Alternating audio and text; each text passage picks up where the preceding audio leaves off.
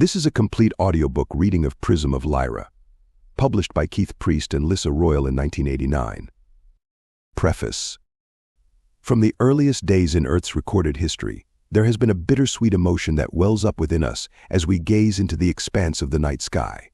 Some of us long for the day when the human race can travel beyond the stars. Is it really just a hope for the future rather than a remembrance of our past? The information presented in this book is a compilation of years of insights, deductive reasoning, and channeling. Meticulous cross-referencing of various channels has been conducted, as well as research into a number of respected anthropological and metaphysical works. The reader may consider these ideas to be literal or symbolic, for the story is the same. There is no claim that this is the ultimate truth of our galactic family's emergence into this reality. If it works for you, use the insights given here as a catalyst for your own growth. If not, perhaps it can lead you one step closer to your own personal truth. One of the most important ideas to accelerate the human potential is the allowance of all truths to be a manifestation of the one truth, whatever it may be. Through this allowance emerges unification. If nothing else, let this book be fun to read, interesting, and stimulating to your imagination. Your belief is certainly not required, but your willingness to be an explorer is. This is an introductory book. Each chapter represents a different facet of an intricate tapestry and how the tapestry affects Earth. Through many discussions, the information has been honed down into a framework that will introduce the reader to a cast of characters. The cast is not complete. There are countless other members and dramas being played out throughout our universe. These characters have emerged as the ones who seem to matter most to the human drama here on Earth. Chapter 1. Dimensional Infusion. All consciousness and energy was once fused into an integrated whole. This whole was aware of aspects of itself, but in a different way from individualized consciousness. In Earth's present development, the self is recognized first, then society, and finally the whole, all that is, or God. Separation is still created. This separation from the source is an illusion. This illusion is a tool that provides the whole with all the necessary lessons and challenges it needs to experience in order to reintegrate back into the source. Before this fragmentation from the source, the whole existed in another octave of dimensional reality. From this realm of unification, portions of all that has wondered what it would be like to fragment and temporarily forget integrated existence. The force of this thought on such a mass level began to create a fragmentation. The illusion created from this fragmentation would be a challenging forgetfulness in which consciousness would need to create from its own divine nature the remembrance to once again unite. What has been termed creation is indeed this fragmentation, or, more descriptively, the dimensional infusion. The whole's initial curiosity about a fragmented existence actually created the reality itself. It required a shift in perspective, focus, or frequency. As part of the whole, aspects of the galactic family were partially responsible for laying out the blueprint that was to guide their development. Therefore, the statement "we are God" actually has viable meaning. The blueprint that was laid out contained many different ideas. It first held the notion that polarity and fragmentation would be the norm. The encoding in the blueprint provided the option of free will on the part of each fragment or soul. The challenge was in remembering that each consciousness possessed it. The more free will is used, the more divine memory is invoked. When faced with a polarized reality, free will becomes the liberator. When a soul forgets it possesses free will, the lessons become much more challenging, yet quite rewarding. Another idea present in this chosen blueprint was that fragments of the whole would be entirely responsible for their actions during this state of amnesia. Whether or not it was remembered, every action taken would generate a response from the universe. Some have called this karma. However, it is much more than an eye for an eye. Instead of punishments for negative behavior, there is always the option of expanding one's awareness. Therefore, in a sense, wisdom erases karma. Though this may sound like the rules for some kind of cruel cosmic game, the outcome has already been decided. With this in mind, it is not necessarily the destination that counts, but the journey along the way. It is literally how the game is played. Another blueprint agreed to was an etherically generated code built into the fabric of the universal tapestry. This code would allow bipedal, carbon-based humanoid forms to be the normal, naturally developing vehicle for the incarnation of human-type consciousness on planetary structures. This code exists on meta-atomic levels that science is just beginning to learn to measure. The symbology of polarity plays out in the human body form. The Earth human is symmetrical, with 2 arms, 2 legs, 2 eyes, ears, etc. The body is joined into a whole by a torso and a head. It was also decided that during the evolutionary development of humanoid forms within the Earth's galactic family, that the male and female polarities would manifest in separate but complementary body types. This serves as a reminder that in order to create, polarities must always be joined or integrated. The notion is widely held that an individual has a tendency to feel most at one when he/she is joined with another in love. What was the actual process of the dimensional infusion? There exists within the time-space fabric of the constellation Lyra what can be called a white hole. Compare this white hole to a prism. In passing a beam of light through a prism, one gets a spectrum of light fragmented into 7 visible color frequencies. When a portion of the whole passed through the prism of Lyra, the white hole, consciousness was fragmented into 7 vibratory frequencies that represent the mass consciousness of Earth's galactic family. Each fragment became conscious on all of these different frequencies or densities. Frequencies were previously experienced as being integrated into the whole like white light. When this portion of the whole passed through the prism, it manifested as 7 aware frequencies. Consciousness also fragmented, and the fragments moved away from each other as the Big Bang theory symbolically suggests. The illusion thus arose that each fragment was very, very alone. The whole understood that the purpose of this experience was to learn to reintegrate from a point of separation. But how? As individual souls or in groups, the fragments sought out the universe that was just created. The dimensional infusion not only created a consciousness fragmentation, but it also created the stars, planets, gases, and molecules that make up physical reality. However, physical reality represents only a few of the energy frequencies that emerged from the fragmentation. As science has discovered, matter is densified energy vibrating at a specific rate. Every aspect of the universe is made up of energy. In Earth technology, it has not yet been discovered how to measure certain portions of reality. If technology possessed this ability, an infinite number of gateways into time, space, and dimension would be seen. For the time being, the 7 frequency levels that Earth's galactic family fragmented into, by passing through the prism of Lyra, will be explored below. From this point forward, the term density will be used in reference to these frequency levels. First, density awareness as a point physical matter. This frequency level is the most basic. It provides the matter and energy for the creation of atoms and molecules. The basic life forms of mineral and water, for example, are all operating from first density frequency. Humans possess this frequency within themselves as well. It makes up the basic genetic codes. Second, density awareness as a line biological matter development of group or species identity. The consciousness expressed by second density vibration does not possess self-awareness or ego. Most species within the plant and animal kingdoms exist here, however, their placement in density depends upon many additional factors, including the presence or absence of ego. Third, density volumetric awareness ego loss of group identity, development of individual identity ability to remember past and cognize the future while retaining present awareness. This is the density where human beings emerge.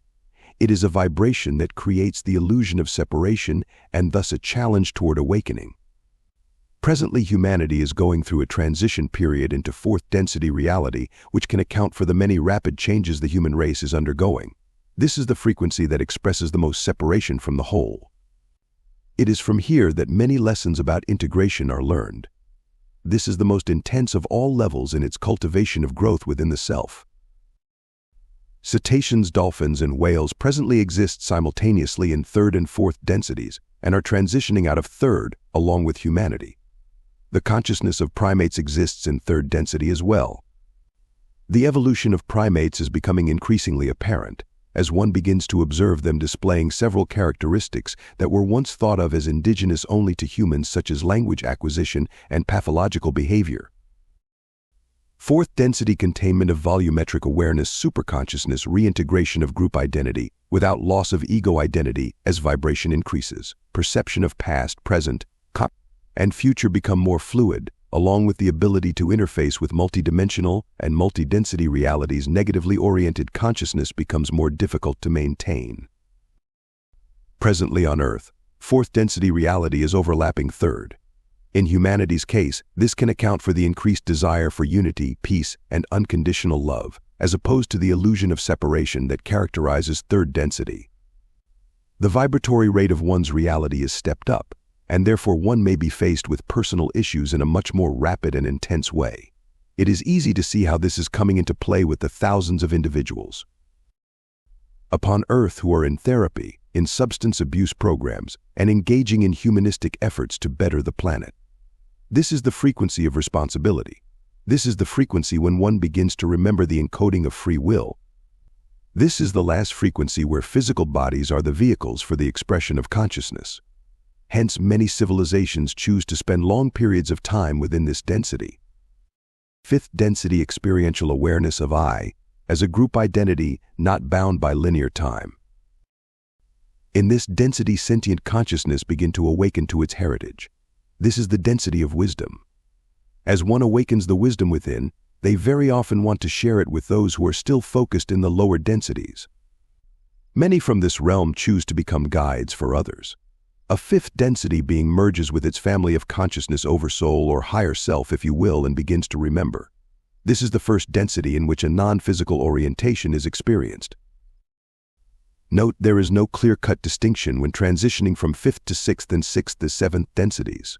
Because these densities are not physically oriented, there is much blending in these transitions. Sixth density, awareness as the dimension itself.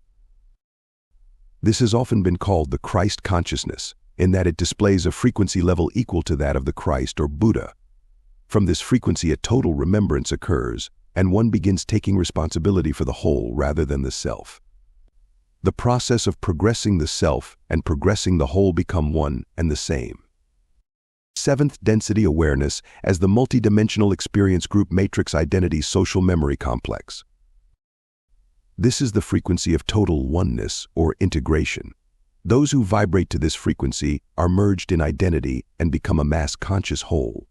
They magnetize those in other frequencies and provide the current for the natural flow toward integration. Once the seventh density beings reach critical mass, they will progress through the prism of Lyra from our point of view.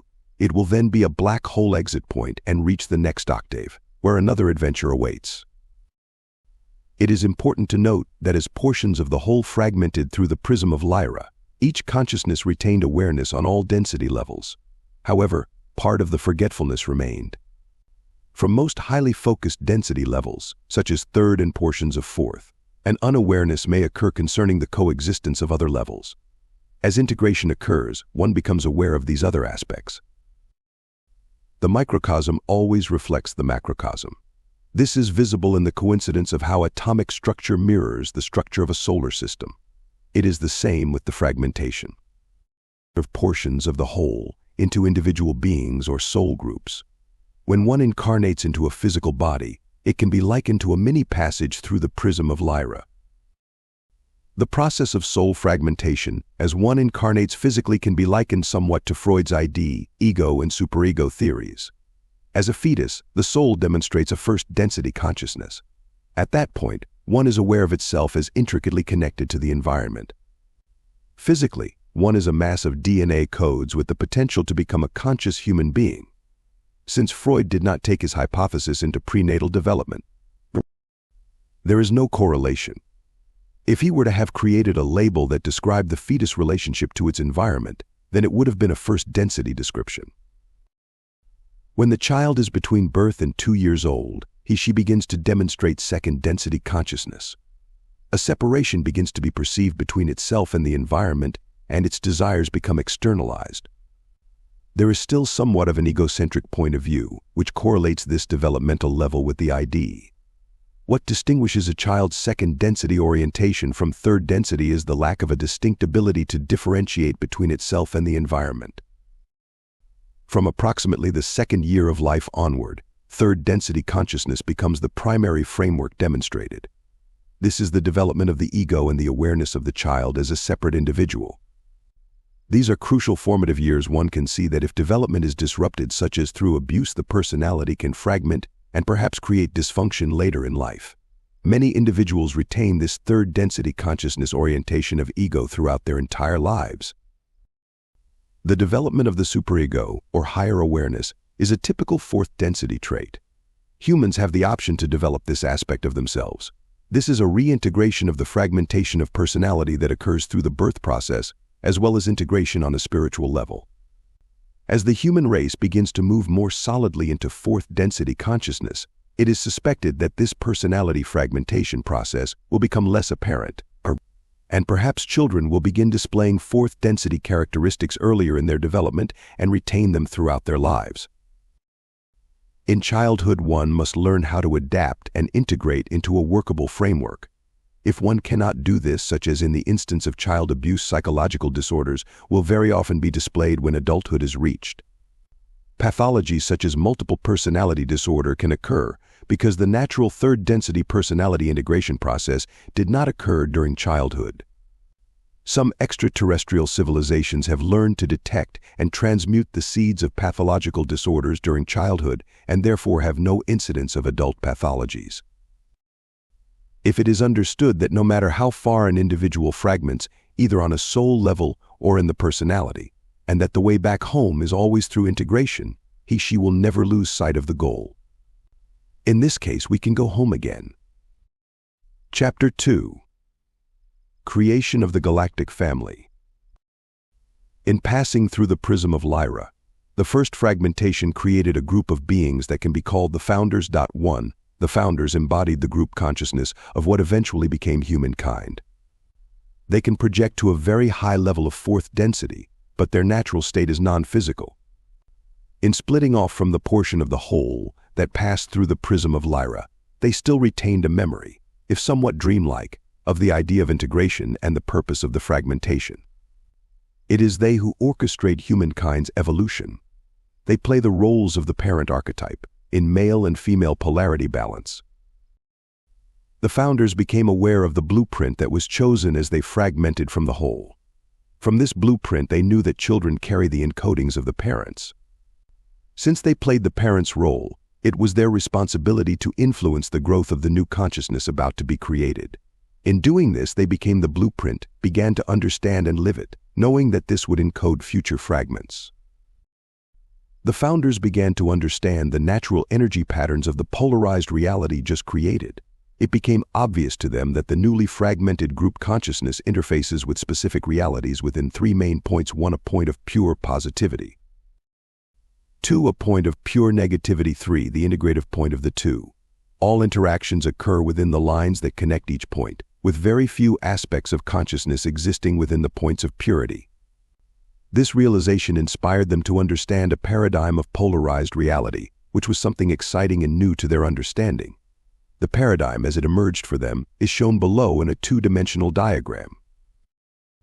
As they pondered the paradigm, they began to understand the mechanics of how the fragmented consciousness would once again merge back through the prism of Lyra. The linear model above can be changed to bring about the triadic relationship of the template. Here is an illustration. This triad represents the probabilities of the integrative process. Civilizations naturally move randomly according to the laws of chaos within the triadic template until a balance of energy is reached. If a civilization or consciousness chooses integration, the willingness to grow from both polarities, they will naturally move toward the integrative point, fueled by the momentum of both polarities. This can be viewed as an allowing form of integration. If, on the other hand, a civilization or individual refuses integration, the template expands to accommodate their denial of the opposite polarity. The expanded template will not be outlined here at the present time. When they believed they were ready, the Founders began another fragmentation. Just as a portion of the whole became curious and created this realm from its thoughts, the Founders emulated their parents and exerted thought energy to create a fragmentation of themselves. This fragmentation occurred far and wide. Individualized consciousness sprang from the Founders' group awareness and began to explore the universe. Because of this fragmentation, Every being existing in the galactic family presented here is part of the founders. There are an infinite number of fragments and explorational journeys. Some of these fragments grew into civilizations that have played a part in the development of Earth. Some of those who have a reference point in Earth's known reality will be explored in the chapters ahead. When the founders fragmented, some allowed their energy to densify sufficiently in order to enter a physical reality. The founders had already chosen planets that could support humanoid life. Then they gently guided these fragments into a physical third or fourth density existence. After time had passed, the fragments became more accustomed to physical existence, and assistance from the founders who still existed in smaller numbers became less needed. The first area to be eventually colonized after the founders' fragmentation was in the general vicinity of the Lyra constellation. Most of the galactic family that is genetic. Connections to Earth has roots in the Lyran system. It was there that the first attempt at integration occurred. The founders thought that it would be easy and predictable. Instead, humanoid life forms spread outward exponentially until a very intricate tapestry was woven. The threads of the tapestry began to become tangled until eventually the origins of the thread became lost in the colorful maze of the tapestry's design. The following are the main characters displayed in this tapestry from the perspective of Earth. Lyra. The general area of the birth of the humanoid race. All humanoid races in our galactic family have genetic roots connected to Lyra. It is the symbolic harp upon which the song of humanity is played. Vega. A star within the constellation of Lyra. Descendants of Lyra. Vega birthed a race of beings who manifested Lyra's opposite polarity both in their beliefs and actions. There were frequent conflicts between the Lyran and vegan races. Apex planet. A planet within the Lyran system which was the first attempt at creating an integrated society. Sirius. A trinary star group. It is known in Earth mythology as the Dog Star. Sirius was one of the first areas to be colonized by beings from the Lyran star group. Sirius embodied the energy of the triadic template and perpetuated the drive toward integration. There is a large variety of consciousness types that incarnate in this system. Orion. This is the main battleground for the challenge of polarity integration, seeded from Sirius as well as Lyra and Vega. There is a direct connection with Earth, as explored in later chapters. Pleiades. Colonized by Lyran offshoots, this group is Earth's main genetic connection from extraterrestrial sources. Arcturus. An archetype or future self-ideal of Earth, Arcturus assists in healing personal and planetary consciousness. Its vibration, primarily sixth density, has been attributed to the angelic kingdom. Zeta Reticuli. This civilization is intimately connected with Earth. The Reticuli are the primary group instigating abductions, or more accurately called temporary detainments, since this group always returns the abductee.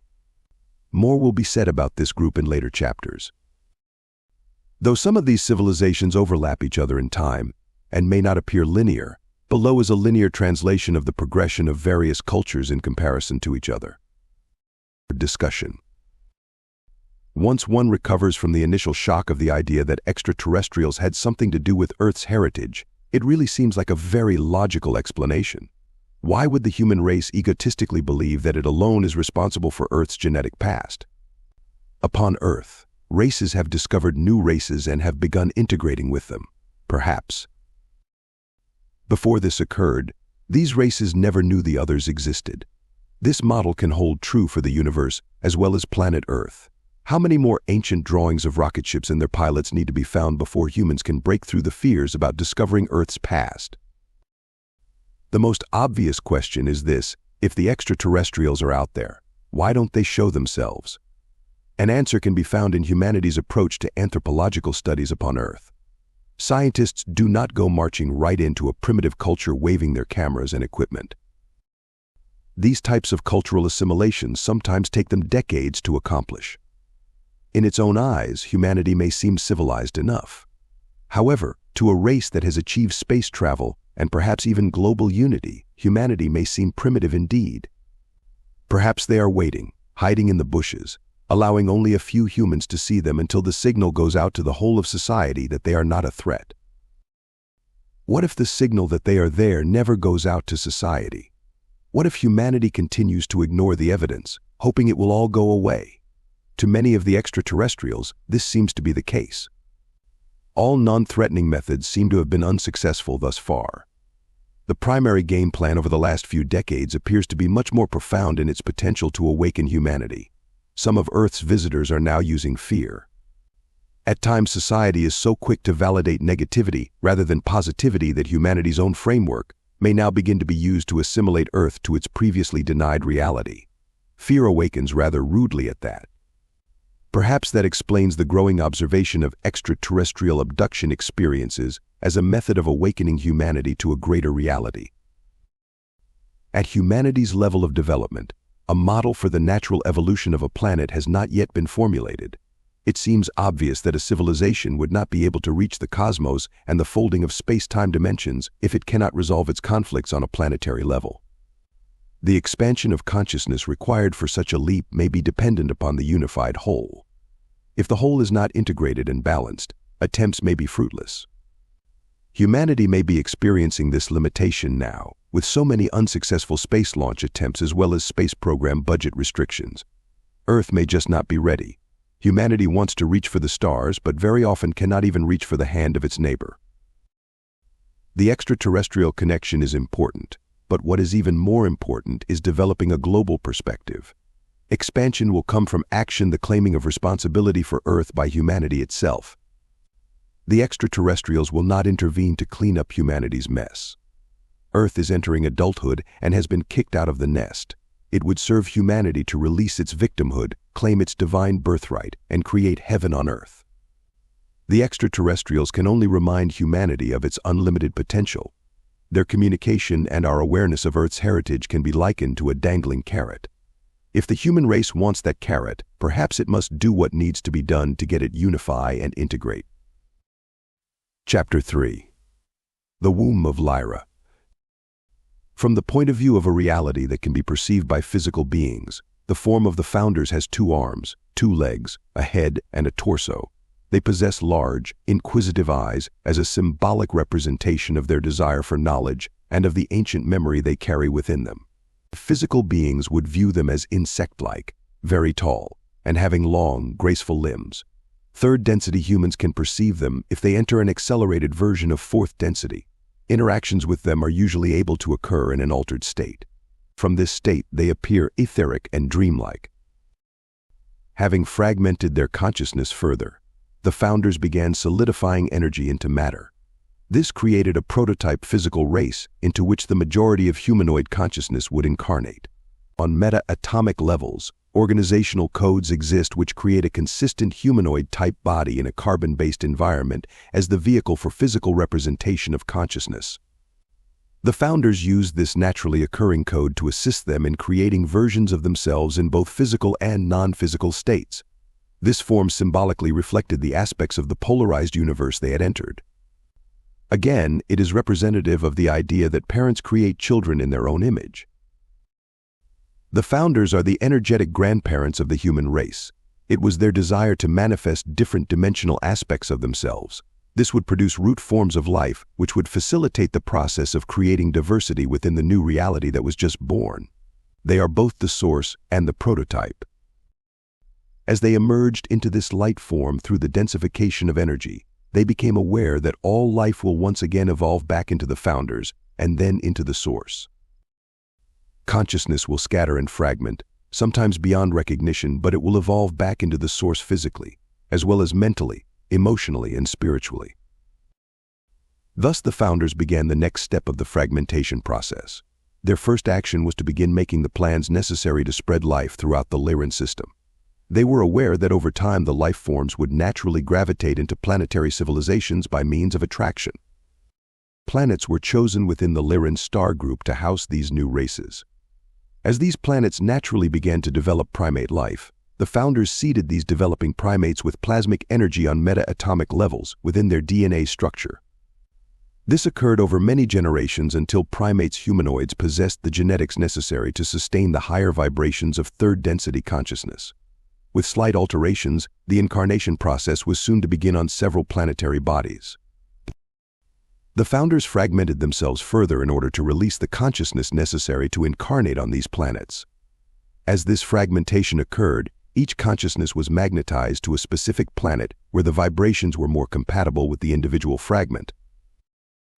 As expressed in the previous chapter, the basic template of the consciousness that fragmented through the prism of Lyra can be considered a triad. It represents one polarity, its opposite, and the integrative point. The founders observed this natural flow of energy emerging in the base species that were developing. These different planetary groups were initially homogeneous, not yet manifesting any single aspect of the template in an obvious way. As time went on and interactions between individuals and groups increased, many groups polarized into either negative or positive orientations. Some groups began to display varying degrees of integration. This scenario was expected by the founders. However, the process began to take on a life of its own. As the process grew exponentially, the founders began to see the infinite reflections of the whole, and to some extent it became overwhelming to them. As these groups evolved and achieved space travel, they exposed themselves to the development of other planetary groups in the area. Cultures began to mix and grow. New philosophies were born. For a period of time, the Lyran races rapidly developed advanced technology, expansive philosophy, and strong social development due to the interactions between these planetary cultures. Then the dynamics of the template began to be displayed. Polarities began to solidify, generating their own polarization that continued exponentially in turn. Negative polarities began splitting and manifesting their own negative-positive poles. Positive poles did the same. The feminine expressed its masculine, and the masculine expressed its feminine. Polarities exploded like viruses within the previously blossoming civilization. The simple set of mirrors that the founders had created shattered into infinite fragments. They had lost direct contact with many of the genetic windows physical beings that they had created. The physical beings had now taken on lives of their own, although the original programs continued to be an underlying factor influencing their development. The first group to develop as a specific non-Lyran species was the vegan civilization. They formed a highly distinctive philosophy and spiritual orientation and began to isolate themselves from the Lyran races. They were initially a negatively oriented civilization, expressed as the negative pole of Lyra, because they had adopted a philosophy of service to self.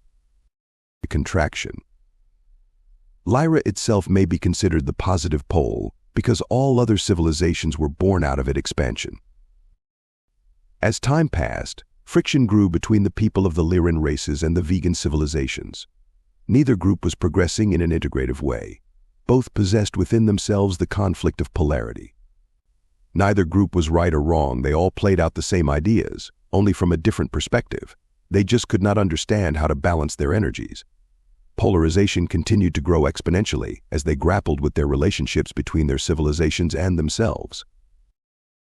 A third civilization began to emerge from the Lyran races.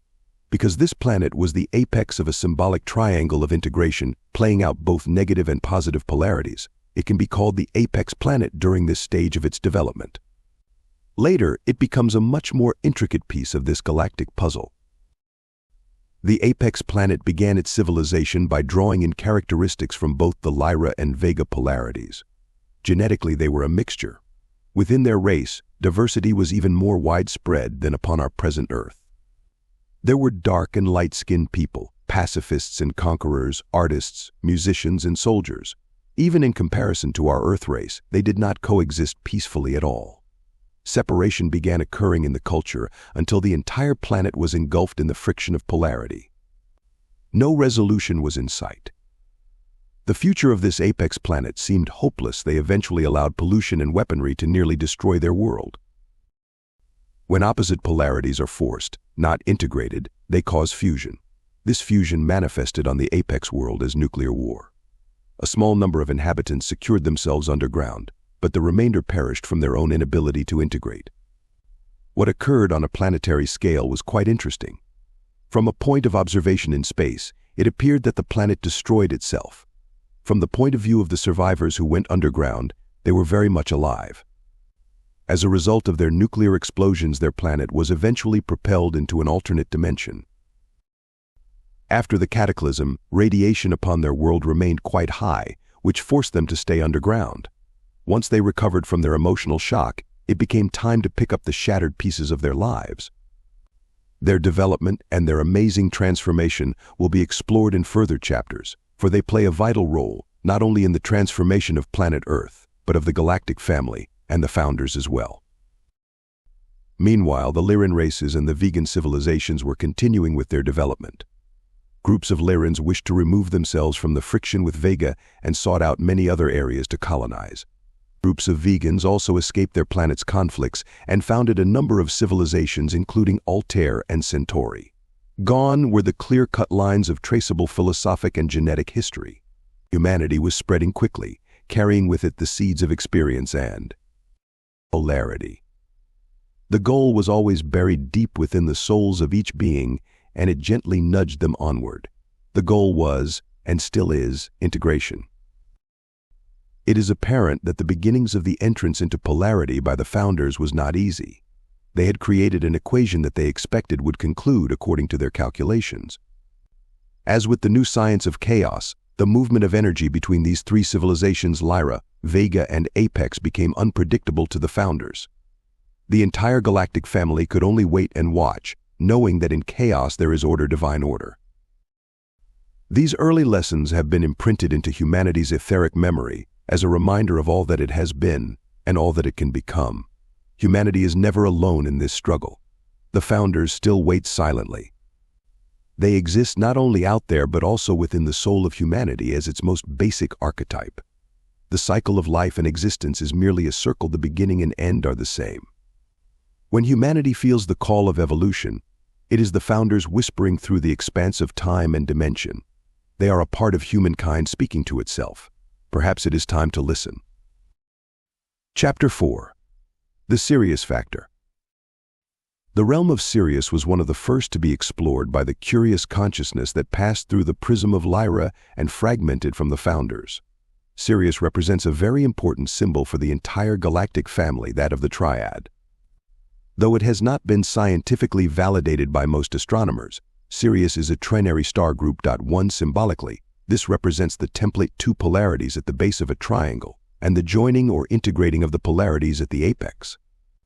It reflects the basic foundation of the galactic family's desire to once again unify through the merging of polarity. After the infusion, many consciousnesses who chose to remain non-physical attracted themselves to the realm of Sirius. Here they began laying the physical as well as non-physical groundwork for the vital role Sirius was to play in the unfolding drama.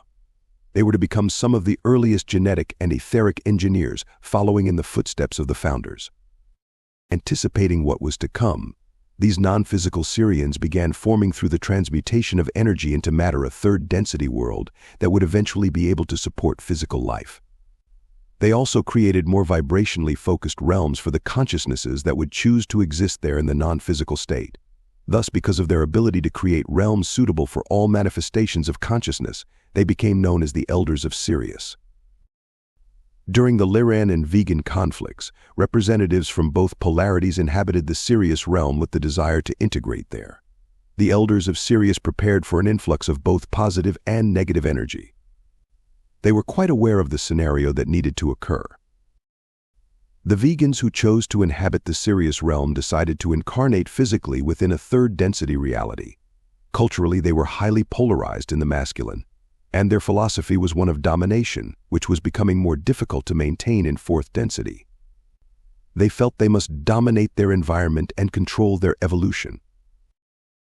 According to them, this would allow them a mastership of their realm, and from that point their evolution would then progress at an accelerated pace. From this desire, the vegans began plans for their colonization of a planet orbiting one of the Sirius suns. If they were to maintain their philosophic orientation of domination, the natural polarization inherent in this philosophy could only be perpetuated in a third density existence.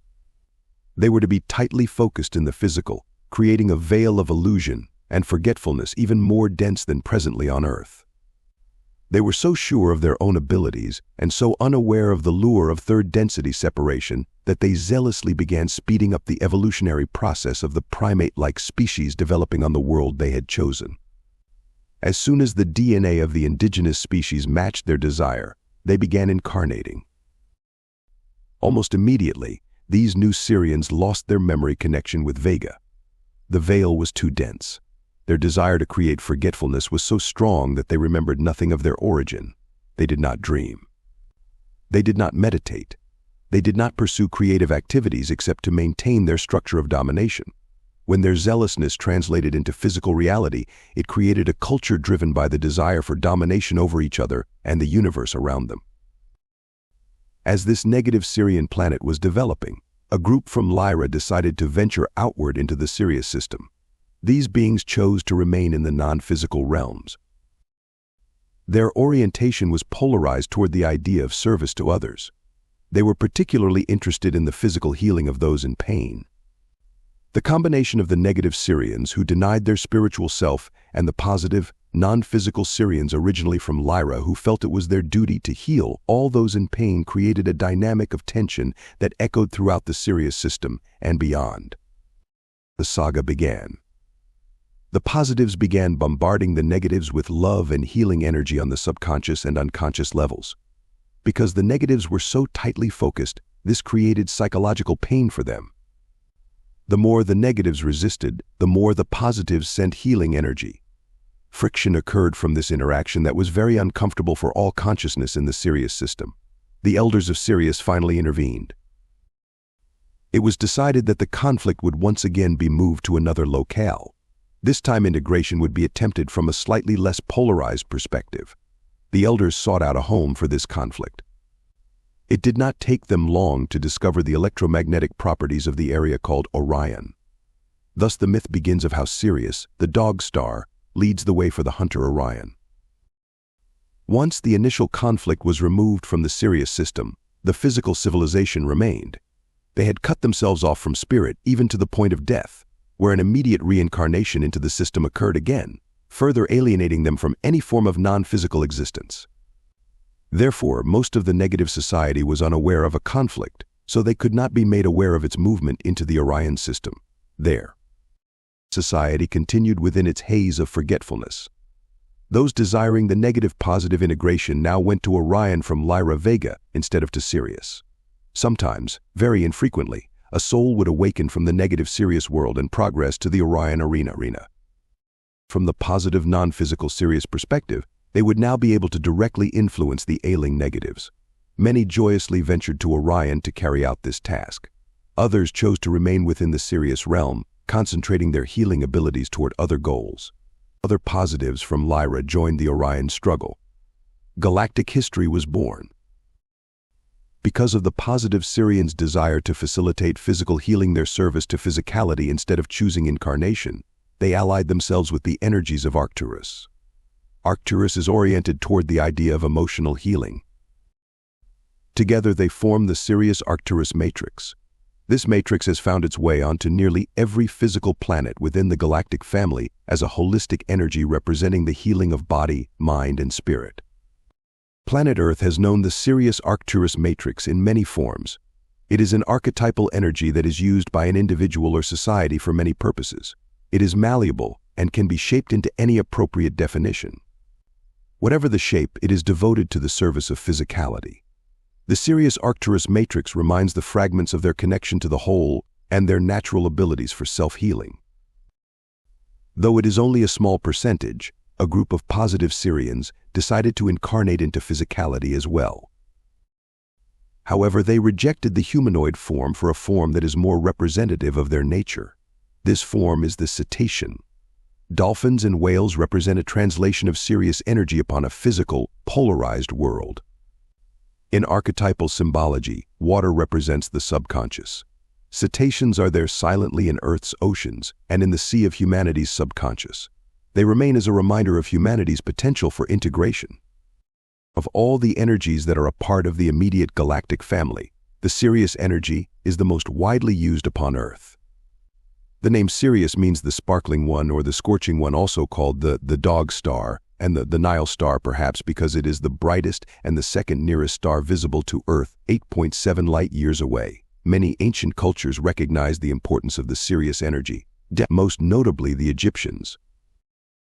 At times, Sirius consciousness may choose to densify its frequency to become visible to third-density humans. During many of the Egyptian dynasties, it was quite common to have a visitation from a Syrian in the disguise of one of their gods, such as Isis, Osiris, and Anubis. These costumes made it easier for the Egyptians to honor their presence, and often the visitations triggered memories of the very early days when the gods walked openly upon earth. These Syrians gave the Egyptians, as well as other earth cultures, much advanced astronomical and medical information. Even today, scholars are still questioning the origin of this information. Halfway across the globe, the Mayan culture had its own unique relationship with Sirius. Advanced medical practices and galactic astronomical information were imparted to them that presently have not been unraveled by modern scholars. Theirs was a much more personal relationship with Sirius.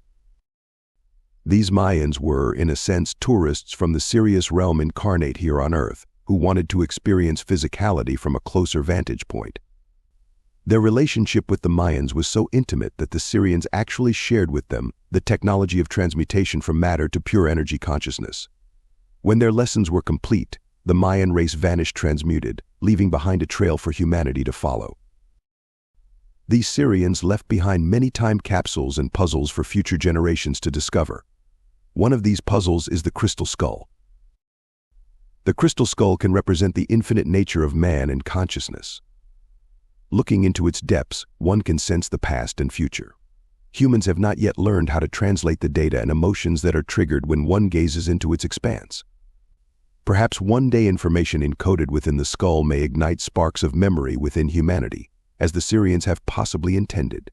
They are one of the primary groups who, in many forms, have left the clues about Earth's past. It is important to note that the Syrians are not meant to be spoken about as a group of extraterrestrials as much as a group consciousness expressing itself both physically and non-physically. They have been a guiding force for the developing civilization upon Earth. As will be explored in later chapters, they are one of the primary characters in the creation of the human species on Earth. Returning now to the negative Sirius planet, Earth has an analogous translation of its philosophy. The practice that is called black magic or the dark arts is rooted in the philosophy of the negative Syrians. Within the Egyptian culture, the organized worship of the negative force took place within the temples and priesthoods of Set. This philosophy rejects the idea of re-inclusion into the universal fabric. Those that practice this philosophy consider themselves unique, separate, and egocentric. The illusion that they have created is one of non-responsibility for their actions. It often takes them many lessons, and sometimes many lifetimes, to recognize that their actions and their beliefs create the very reality from which they are trying to escape. In translation, another manifestation of the Sirius influence on Earth from a slightly negative perspective is the Illuminati. The Illuminati are a group of physical and non-physical negatively oriented, and even some positively oriented extraterrestrials who came to Earth as physical beings during the inception. These beings eventually felt they did not get the recognition or power they thought they deserved. Many of these early off-planet consciousnesses who interacted with humanity had allowed their energies or their histories to evolve and become an archetype to assist Earth. The idea of control is their identity.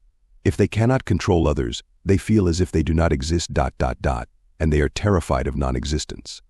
This motivation has caused them to attempt to interfere in Earth's development from the start. As with an annoying insect, they are a bother, but rarely cause serious problems.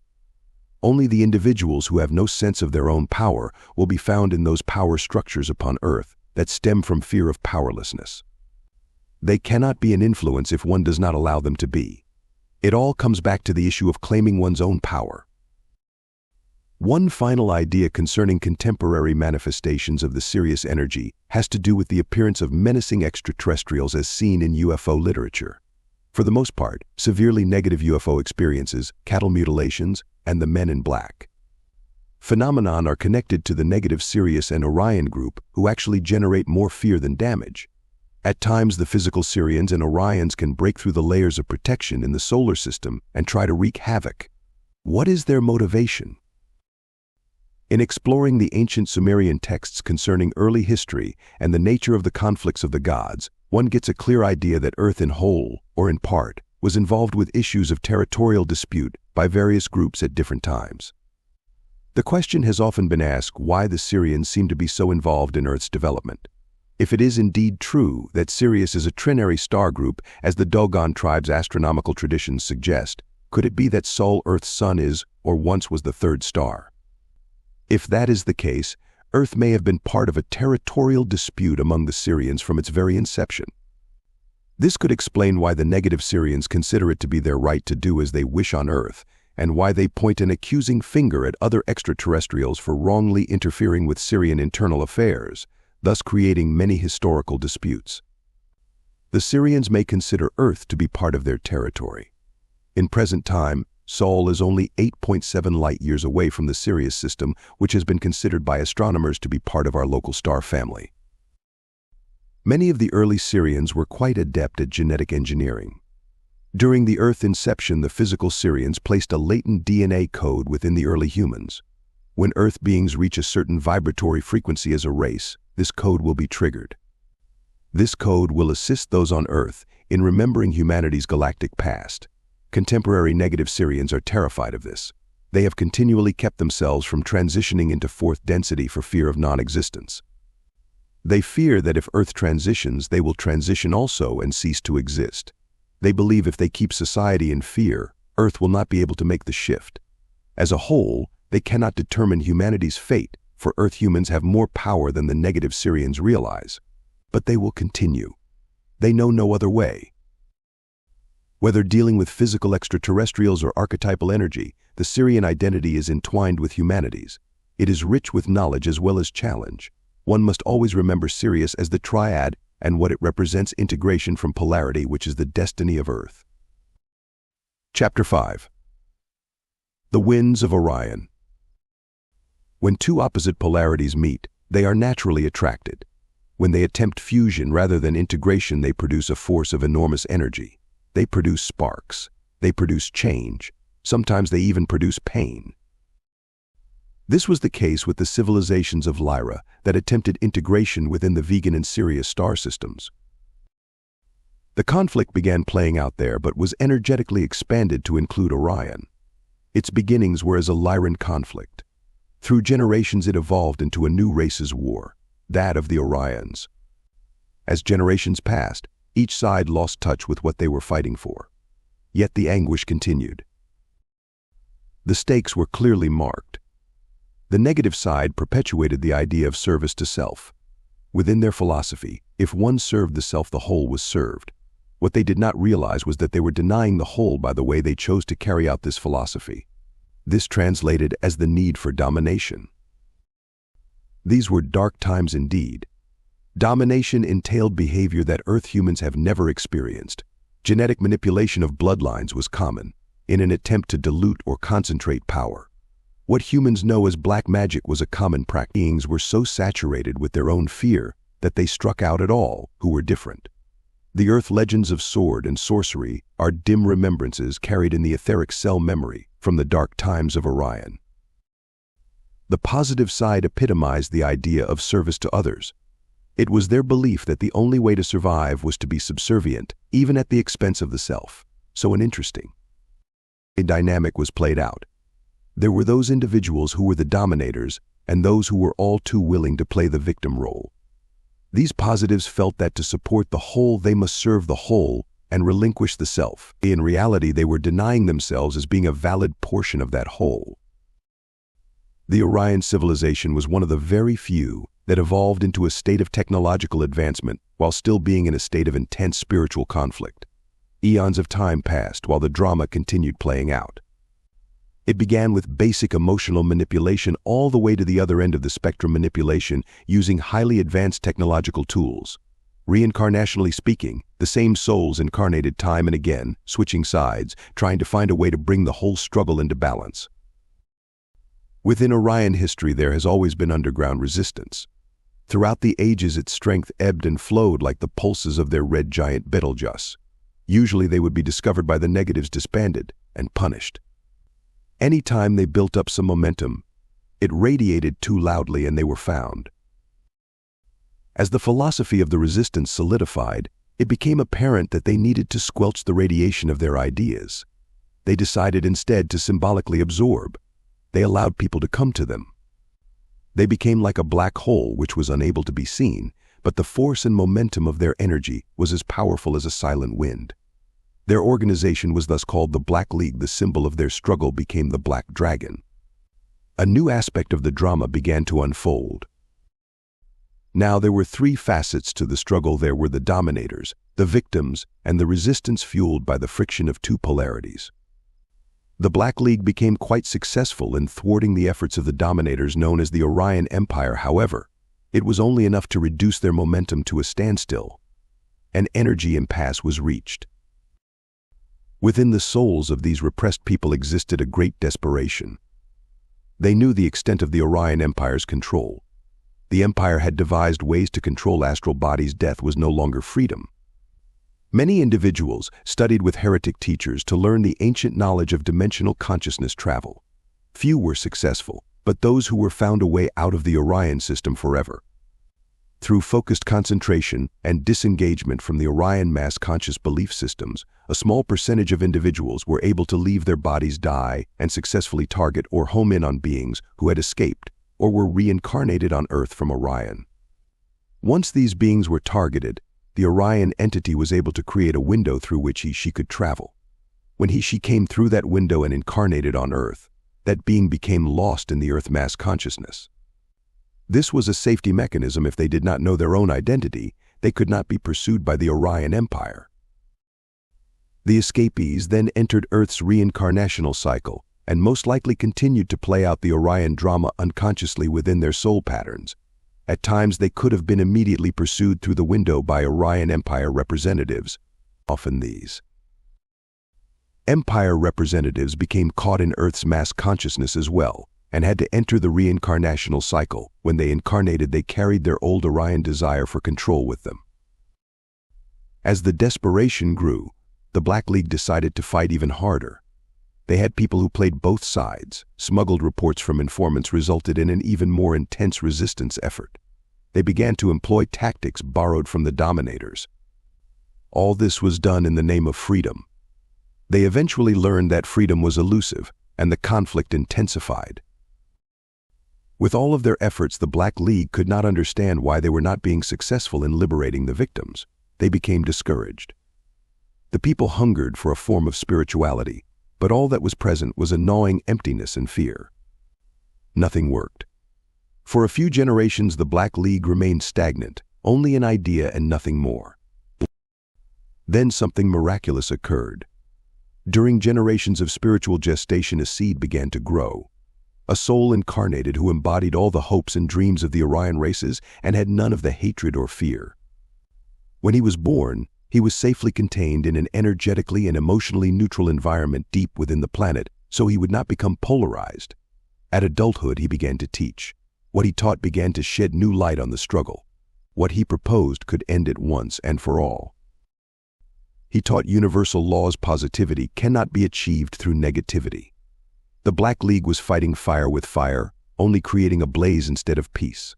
One must integrate positivity and negativity to the balance point. One must love, not fear.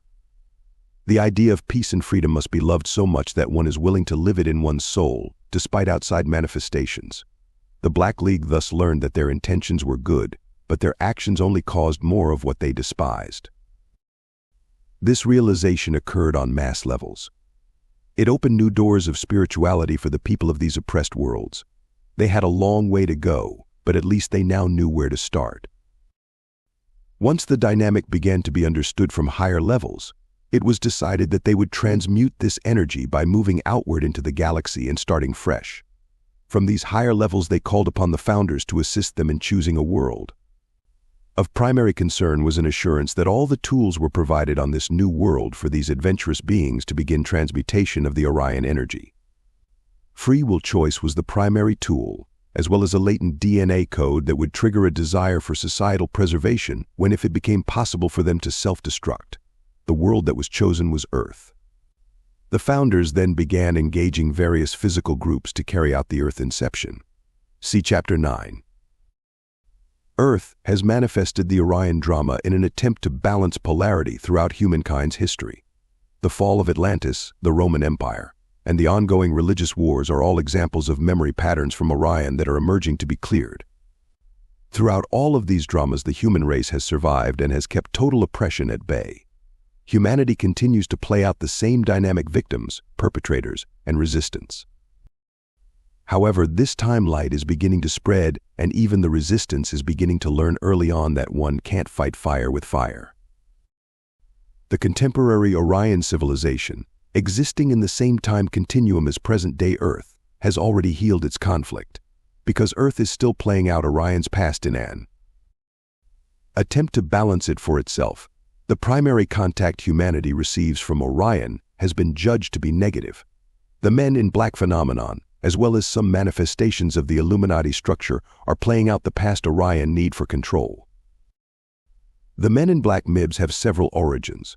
Some are human incarnations from Orion and/or negatively oriented Sirius energy. Others are actual past Orions who have traveled forward in time to present-day Earth. These include Empire representatives who were caught in Earth's mass consciousness as they pursued Orion escapees. They perceive Earth as a threat. From their point of view, as humanity awakens and liberates itself, it magnetizes the oppressed Orion beings to seek freedom here. They want to keep these windows of opportunity closed for the victims of Orion, keep Earth unempowered, and stay in total control. The MIBs are only one manifestation of this idea. Generally, it is played out on Earth in a much more subtle way. Those individuals who carry the oppressive patterns from Orion act from their soul memory and are not necessarily conscious in their desire for absolute control. In researching 20th century MIB encounters, one comes across the ironic behavior of these beings. They function at a very autonomous level and seem to never claim for themselves the power that they so single-mindedly attempt to wrest from humans. This may suggest that the MIB is only a pawn in perhaps an even more bizarre power struggle. The Orion drama is not an experiment done to someone by someone else. All those who choose to be a part of the Earth transmutation do so through their free will. This transmutation integration will affect the entire galactic family created through the dimensional infusion. This would initiate the beginning processes of the integration back through the prism of Lyra. The integrated polarities can thus be termed the Orion light. There were stages built into the transmutation project from which the founders would be able to gauge its progress. The first stage was a simple seeding and developing of third-density life into a strong genetic strain on Earth. The subsequent stages involved various developments of civilization. The crucial stage is occurring presently upon the Earth, the mass reawakening of millions of souls to a greater spiritual purpose. This awakening occurs naturally and begins to accelerate a widening of the gap between the positive and negative poles as seen presently within society. The accentuation of this gap serves to polarize and highlight the choices society may take, making it clear that choices must be made at this point in time. Humanity does not have the ugliness and pain of a tormented past to the extent that the Orions had. As Earth reawakens, all the tools become visible for humanity to claim responsibility for the whole and the self. The painful Orion memories may continue to surface, but the healing of them will occur through humanity's proclamation of freedom and choice. When the dimensional infusion occurred, there were some individual and group consciousnesses who chose to remain dormant. They allowed themselves to serve as archetypes and could be awakened as needed. Some even allowed fragments of themselves to incarnate. An example of this is the consciousness known as Merlin. During the time of the Orion drama, the friction between the two polarities awakened the sleeping magician. He became a guiding force in the drive to integrate from both a physical and a non-physical point of view. Fragments of his consciousness would incarnate intermittently to spark a memory of the past and a vision of the future. He is gone by many names on many worlds, but he always mirrors one's own beauty as well as one's ugliness. His energy has been present in association with Earth right from the inception. The Earth inception will be examined more thoroughly in the coming chapters. For the time being, it must be shared that this drama has been created to be a success. Most who incarnate upon Earth are involved to varying degrees in the Orion drama. Everyone is here by choice. The instant that one begins operating from a belief that humanity is here against its will is the instant that personal and planetary power has been surrendered. The Orions had the capability to target Earth individuals in Earth's past, present, and future. Chapter 6. Earth's Pleiadian Cousins. During the early development of the Lyran system, the first friction between polarities began to occur. Some Lyrans manifested the idea of the feminine polarity intuitive and allowing. They believed the path to reintegration was through inner development. Other Lyrans, however, polarized to the masculine. Their philosophy upheld the notion that in order to evolve, they had to dominate the known universe. This caused much dissension between the two. As the Lyran civilization developed, a group of Lyrans decided they would prefer to develop their culture away from what they perceived were negative influences. Thus, they searched the galaxy for a new home. In their search, they found a young planet rich in natural resources. This planet was Earth. For several generations, this group resided on Earth, coexisting peacefully with the developing primate race. However, over a long period of time, they found that they were not adapting to Earth's physical and electromagnetic environment as well as they desired. During this time, they incorporated small amounts of genetic material from the primates to assist them in assimilating to Earth's environment. Over generations, their DNA changed slightly, allowing them to become more adapted to Earth. While these Earth Lyrans were incorporating primate genetics into themselves, other groups of Lyrans were on the planet to carry out the founder's wishes, as well as their own, by inserting Lyran genetics into the primates. The arrival of these Lyrans refueled the conflicts the Earth Lyrans initially escaped from, so they chose to find another planetary system to colonize. Desiring to build a new culture where they could become isolated from old conflicts rooted in their past, they explored the region widely before they decided on an open cluster of young blue stars known as the Pleiades. When the Pleiadian star system began to be colonized by Earth Lyrans, it was intended to be a very balanced, independent race. This was reflected in their choice of a new, stable star cluster. More than anything else, they desired to create a culture based on harmony, truth, and unconditional love. Once the colonization plan became known, those of Lyran descent who desired a new home decided to colonize other areas of the Pleiades star cluster as well. These early Pleiadians, the previous Earth Lyrans, possessed highly developed intuitive skills, as well as an inbred desire to create a community lifestyle. The whole was as important as the self. Even with this desire, it took these beings generations to mature and create their own identity separate from their Lyran roots. For generations, they developed this new culture which was philosophical in nature and technologically progressing at a rate perfect for their development. Though there were several periods of conflict, the cultural base that these new Pleiadians created remained stable for many thousands of years. Over generations, the community-oriented Pleiadians began to favor peace and tranquility so much that they learned to invalidate all forms of negativity. Deeper and deeper, they submerged their natural humanoid tendencies, until a great emptiness appeared within their being. There was no conflict, resolution, or learning. A voice cried out from within them. There was a portion of them that desired to be heard. From this well of despair, they reached out to their Lyran forefathers. When the call was answered, the Lyrans were surprised to find a culture that had virtually cut itself off from creation. The Pleiadians had no knowledge of what was occurring in the universe around them. They were unaware of the anguish of Orion, even though they were both descendants of Lyra. When the Pleiadians were made aware of the Orion struggle, their own sleeping dragon awakened. They felt a passion. Once again, they felt alive. A deep mission was sparked within their souls. They offered to be of service within the Orion struggle. It was then that they committed themselves to fighting the Orion negativity. Thus it began. They entered the Orion struggle through many vehicles. Some souls chose to incarnate directly into the system within both polarity orientations, positive and negative, in order to understand the struggle. The majority of these Pleiadians incarnating into the Orion struggle became ensnared. It is easy to enter the Orion reincarnational cycle, but virtually impossible to escape. Others chose to ally themselves with the Black League or continue to incarnate within the Pleiadian system and attempt to contain the expansion of the Orion Empire. They fought with every ounce of their being against the negativity they saw around them. Unconsciously, they also fought the negativity still further within themselves. The struggle continued. The Pleiadians fought as zealously against the Orion negativity as they did their own latent shadow selves. Instead of finding a truth within, they only perpetuated their hatred of their own negativity. It was only when the Orion Empire destroyed one of their populated planets that they disengaged themselves actively from the Orion struggle. The lifeless, charred planet still stands in their system as a reminder of their past actions.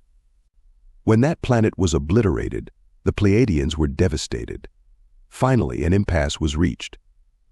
On the highest levels of being, every consciousness involved in the Orion drama took a step back. They evaluated the situation. It became obvious that the resolution needed to occur from a different angle. They agreed to extend the conflict to another arena within the galaxy.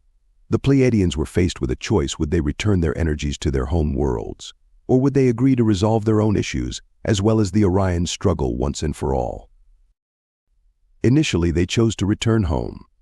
This allowed them to gather their strength and search the very depths of their souls to find a way to become whole. They were so afraid of the negativity that they became immobilized. They waited. They pondered ... and they faltered. While they waited, the Inception project began in full force upon the Earth. The Lyrans were the physical directors of the project under the founders, accepting assistance from other physical groups such as the Syrians.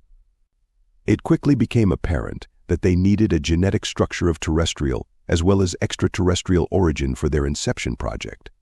They contacted the Pleiadians. At first, the Pleiadians expressed reluctance about becoming involved with Earth once again. However, the Lyrans pointed out possible Pleiadian benefits with a deft craftiness. Knowing that the Pleiadians had originally incorporated Earth primate genetics into themselves, the Lyrans admitted that they needed certain aspects of Pleiadian DNA for the developing Terran species on Earth. Unknowingly, they also created a way for the Pleiadians to face their negativity once and for all. It was proposed that a DNA transfer from the Pleiadians into the Terran species over a long period of time would create a race of humanoids who would be terrestrial but would also have extraterrestrial roots. The closest ancestors of these Earth humans would be the Pleiadians, and through these family ties the Pleiadians would be allowed to be involved with the Earth species development. During this involvement, they would observe the developing race, interact intermittently in order to keep them on course, and learn about human negativity. This vicariously would heal the pain of the Pleiadian past. After some reluctance to associate once again with the Lyrans, a group of Pleiadians finally agreed. From this agreement came thousands of years of Pleiadian interaction with nearly every primitive culture upon the Earth. Drawings of space beings and spacecraft adorn many cave walls, and many ancient documents record the actions of these gods who came from the sky. They saw themselves as gods no more than today's humans do.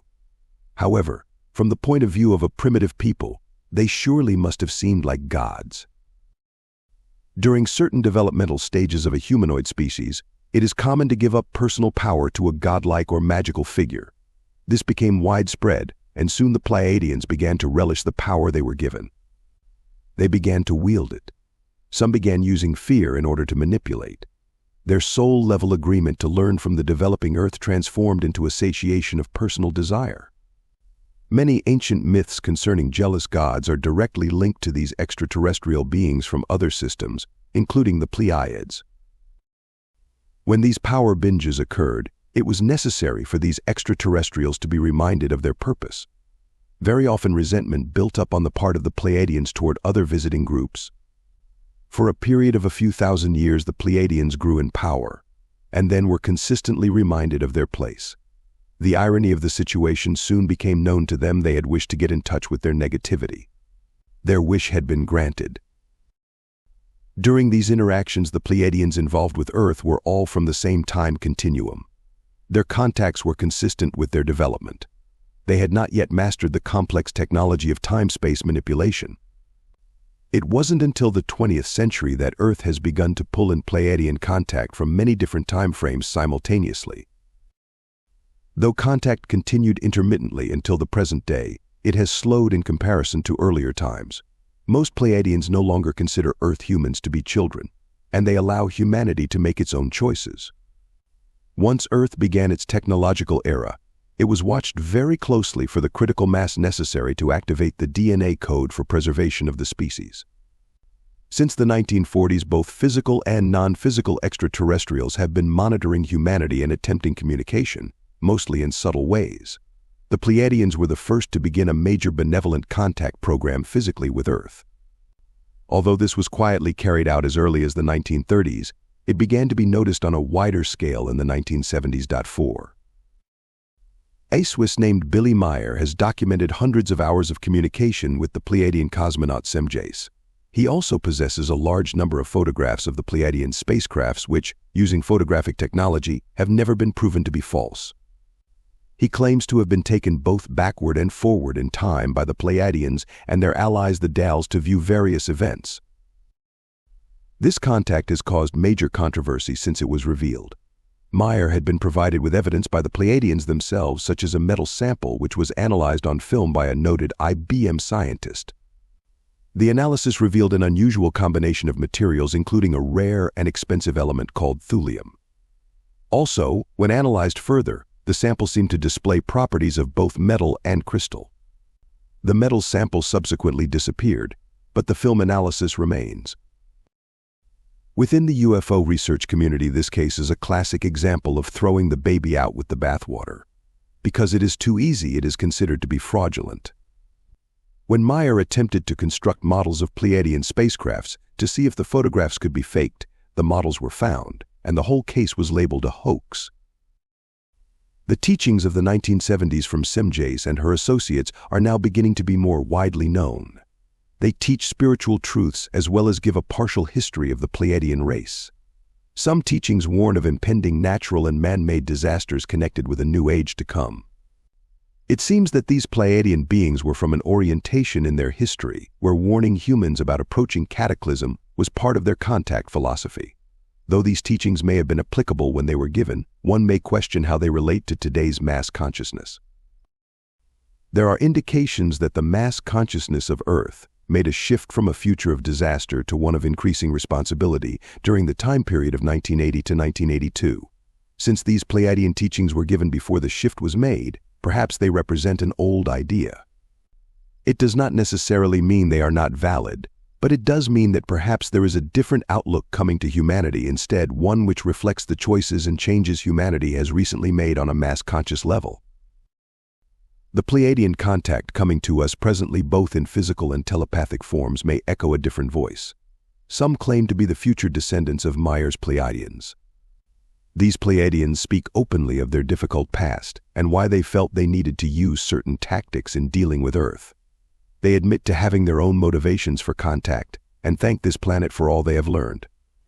They are helping society to shed light on other forms of contact in which they themselves are not directly involved, such as negative abduction experiences. They are sincerely assisting humanity by whatever means they can, allowing the planet to achieve a global as well as galactic viewpoint. The Pleiadians have specific reasons for being tentative in their present interactions with Earth. For thousands of years, they have stepped in either to protect us from danger or to control us like children for our own good. Some splinter groups even manipulated humankind for its own purposes. This has been a source of great shame to them. They now realize that humanity must make its own choices and they must trust the human ability to do so. They have created a karmic cycle through their interference. For their own growth, it is imperative that this cycle be relinquished. The thought of perpetuating the pattern of interference on Earth is the single most fearful idea facing a Pleiadian. Will Pleiadian contact with Earth continue in the future? Since they are the most similar to the Earth human physically in fourth density form, it seems appropriate that they become one of the first to walk this planet undisguised. They stress, however, that as much as humanity might want to meet its cousins from the sky, they will not initiate an open contact program until humanity can embrace its brothers across the street. It is up to this planet. It is humanity who is calling the shots. Are we finally ready to let go of the fear of recognizing our heritage and accept their outstretched hands? Chapter 7. The Gateway of Arcturus. When passing through the Prism of Lyra, there were some beings who decided to remain in non-physical form. These beings lovingly chose an existence of service to those of the more dense realities, such as third-density Earth. They realized that on developing physical worlds, the evolving life may need assistance from other realms. This assistance would come in the form of archetypes, angels, guides, and unseen inspiration. These beings were attracted to the area of the star Arcturus. During their initial attraction, the star field in the Arcturus region was slightly different from its present manifestation, but the energy of the area remains constant. There is a gateway or crossroads in the fabric of time and space in the general area of Arcturus. These beings soon realized this gateway passed dimensionally through almost every other area inhabited from the dimensional infusion. It was then that they began to understand their purpose to aid consciousness from many levels of awareness. The Arcturan purpose is multifaceted. One idea is that they serve humanoid kind as an ideal. They represent the future self of an individual or a society. Their energy is, by its nature, a magnet that draws out positive potential and integration from the very depths of being. They reflect to Earth where it is heading in its evolution. Once humanity evolves into non-physicality, the ideal goal is to achieve a consciousness similar to that of the Arcturan mass consciousness. They recognize themselves as a group matrix, committed to the idea of the evolution of consciousness. Very often Arcturan beings will manifest to humans as angels. It is known that one of the purposes of an angel is to serve humankind. In a very real sense, the Arcturans have a dedication to humanoid kind. They have chosen to learn about physicality through physical beings. They are etheric in nature. Their energy can be felt as a presence, a surge of creativity or unconditional love. They will manifest according to the belief system of the person with whom they are interacting. To the more traditionally religious, it will be as angels. To some of the more modern seekers, perhaps as extraterrestrials or future selves.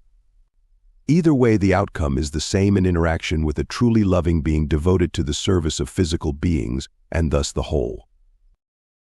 Because they serve physicality, they interact not only with the humanoid beings upon a planet, but also with the unseen kingdoms whose evolution is different from that of humanoids. Each planet has its own Devic kingdom, the consciousness energy of the plant, mineral, and animal kingdoms, and the Arcturan energy acts as a higher aspect of a planet's Devic kingdom. Again, they repeat the idea of reflecting the future evolutionary ideal. There are a small number of Arcturans who choose to experience physicality in order to serve. Rather than entering physicality through the birth process, they choose to walk in an already existing body on a physical world. They do not have the need or the karmic compulsion, so to speak, to enter through the incarnation process. By various agreements between souls, a trade is established. The soul of a human who is emotionally in pain will enter the Arcturus realm for healing, and the curious Arcturan will temporarily embody upon a planet. The primary service the Arcturans provide for physical beings is that of emotional healing. Arcturus is more of a realm than an actual place, and within the realm of Arcturus, Earth's souls who have had traumatic deaths or lives are healed and rejuvenated. Because the gateway of Arcturus connects dimensionally with Earth, all who incarnate on Earth must pass through the Arcturus realm before they reach the planet, unless they consciously choose not to.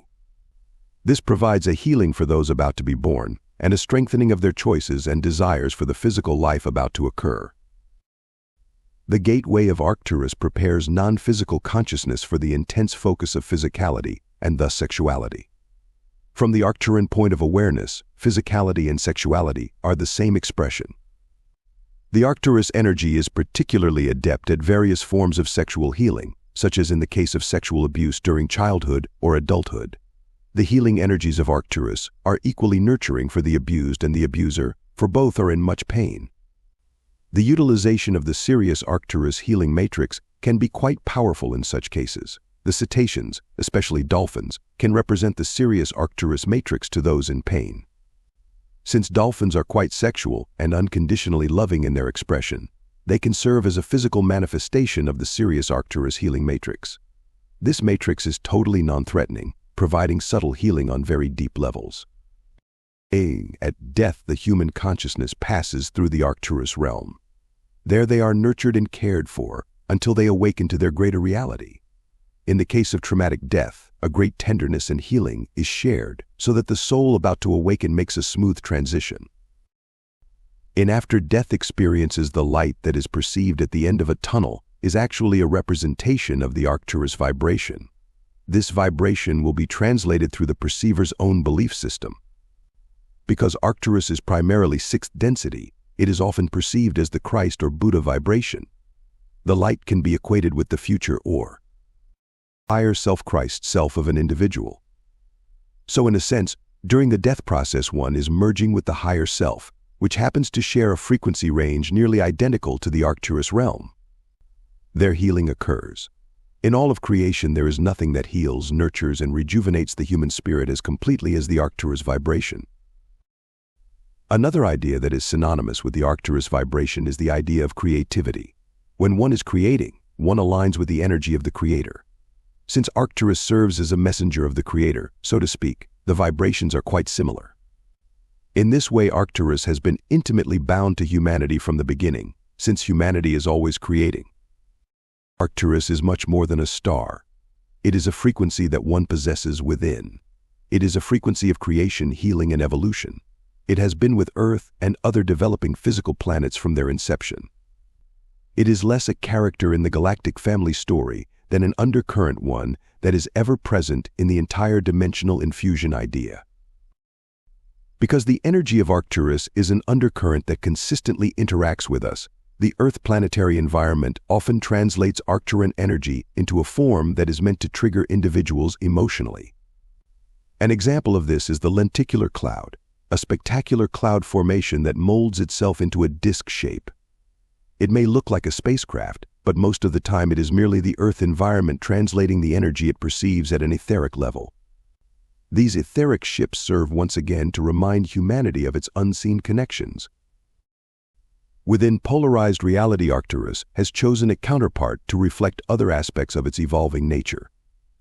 Its counterpart is the area called Antares within the dimensional gateway, or crossroads. There is a joining between Antares and Arcturus, which serves as a major focal point of energy in this region. Most of the consciousnesses who incarnate on Earth pass only through the Arcturus vibration. There are others who choose to pass through Antares before they reach Arcturus. These are the individuals who work directly with mass consciousness patterns, matrices, and cellular evolution. Antares is also the dimensional connection point between Earth's quadrant of the Milky Way and the galaxy Andromeda. The Antares-Andromeda connection energizes the abstract concepts of existence and consciousness necessary for physical races to begin to remember their heritage, thus transmuting their past. Most of the other races explored in this work have more individualized agreements with planet Earth. The Arcturus connection is very fluid, very malleable, but no less important. If one likens all the other characters of the story to ingredients in a cosmic soup, one can see how they all add to the flavoring. However, if one likens Arcturus to the consistency of the bouillon in the soup, it is apparent how the Arcturan vibration is a vital ingredient that holds it all together. Many manifestations of the Arcturan energy on Earth can be explored. First, one can say that Arcturus and Sirius form a partnership. Whereas Arcturus works with emotional healing, Sirius facilitates physical healing. The Egyptians knew these connections and called upon the energies of the Arcturus-Sirius matrix for assistance in their rituals. The Egyptian deity known as Anubis was a direct Sirian archetype, but worked with the Arcturan energy. Anubis guided individuals into the underworld, the astral, or through the process of physical death. There, the energies of both Sirius and Arcturus began the healing process with the soul. The representation of the jackal or the dog, as in the dog star of Sirius, as Anubis, is a blatant signal that the Egyptians were aware of the connection. Anubis, as a Sirius archetype, led the departed soul to the Arcturus realm where healing occurs. Arcturus represents integration as much as Orion represents the conflicting or polarized nature of humanity. The archetype of Merlin has often been labeled a bridge. When two polarities attempt a unification, there must be a common ground they both stand on before the merging occurs. Merlin is thus a bridge between the explosive Orion and the healing Arcturus. He is the common ground. It is apparent how his energy has been of major importance, not only to Earth, but to all who experience polarity. Magic is the spark created from the friction between polarities. Tie ignites transformation. Early in the development of Earth, the Arcturans agreed to density themselves enough to be perceived temporarily. They interacted with the early culture called Lemuria by teaching healing skills. The memory of these interactions was carried throughout generations. When the Lemurians migrated to many areas of Earth, these memories were carried with them. The statues of Easter Island are one of the few ideas that remain in the physical of their direct interaction. These statues are not meant to represent these densified Arcturans so much as to pay tribute to them. The position of the statues is skyward, gazing at the horizon, waiting for the Arcturans' return. Humanity has never had to wait for their return. The energy has been present all along. If one looks inward instead of outward, they can be found. They are the human race evolved to its highest potential. They remind humanity and edge it forward into the magnificent spiral of evolution. Home is where the heart is, and the heart is the path of Arcturus. Chapter 8. Earth Inception. In whose image were Earth humans made? Many of Earth's oldest scriptures imply that human development was guided by gods who descended from the sky. Even anthropologists are aware of the unusually fast development of Homo sapiens. Some anthropologists estimate that the species Homo sapiens appears to be millions of years ahead of schedule. Whereas the evolutionary development between advanced Australopithecus and Neanderthal took more than 2 million years, evidence has been found on Earth that Homo sapiens Cro-Magnon emerged approximately 35,000 years ago. What is even more intriguing is that while the remains of man are continually discovered, archaeologists have found remains from an even earlier Homo sapiens in the areas of Western Asia and Northern Africa. These remains date back 250,000 years before Cro-Magnon man. It should be stated here that Homo sapiens has no evolutionary precursor. Nothing evolved into Homo sapiens. The species simply appeared. Would extraterrestrials be interested in having a hand in Earth's evolution? If so, what could they gain from Earth humans? Perhaps it was a way for them to accelerate their own evolution. It seems evident there were 3 main groups that orchestrated the Earth inception. We identify them as the founders, a Lyran group, and a Sirian group. The founders facilitated the inception from a point of non-physicality and were the overseers of the entire project. Unaware of these non-physical influences, the Lyrans physically orchestrated the inception and employed a Sirian group to assist. Each group had its own motivations for their involvement. Though the motivations were different, the goal was the same: the creation of a humanoid race on Earth. As stated earlier, the Pleiadians involved themselves in Earth's evolution for their own benefit. They felt that if they interacted with humans, not only would they be able to be a part of the development of their previous home, but they could learn about negativity and integration without having to incarnate directly into a world that was playing out those ideas. They were persuaded by the Lyran group, who were well aware of the genetic compatibility of the Pleiadians with the new Earth humans being developed.